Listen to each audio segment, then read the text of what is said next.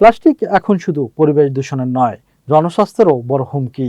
বিজ্ঞানীরা সতর্ক করছেন, অতি ক্ষুদ্র মাইক্রোপ্লাস্টিক ইতিমধ্যে খাদ্য, পানি ও বাতাসের মাধ্যমে মানুষের শরীরে প্রবেশ করছে।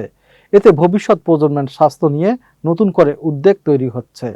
মাইক্রোপ্লাস্টিক হলো 5 মিলিমিটারের চেয়ে ছোট প্লাস্টিক কণা।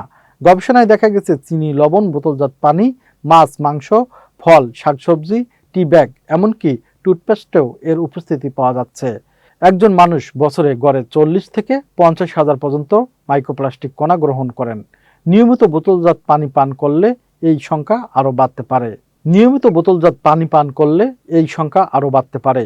শুধু খাবার নয়, প্লাস্টিকের চপিং বোর্ড, পুরনো প্লাস্টিকের পাত্র কিংবা মাইক্রোওয়েভ প্লাস্টিক গরম করলেও খাদ্যে মাইক্রোপ্লাস্টিক মিশে যেতে পারে।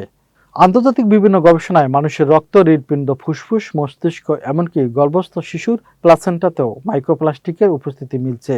যদিও এটি সরাসরি ক্যান্সার, হৃদরোগ বা ডিমেনশিয়ার কারণ এমন সিদ্ধান্তে এখনও পৌঁছানো যায়নি। তবে দীর্ঘমেয়াদী প্রদাহ, কোষের ক্ষতি এবং বিভিন্ন রোগের ঝুঁকি বাড়ার বিষয়ে শক্তিশালী বৈজ্ঞানিক ইঙ্গিত পাওয়া গেছে।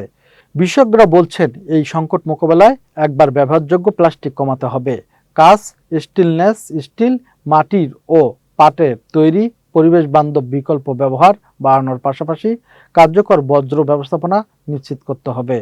তাদের মতে লক্ষ্য হওয়া উচিত প্লাস্টিক পুরোপুরি বর্জন নয়, বরং প্লাস্টিকের উপর নির্ভরতা কমানো।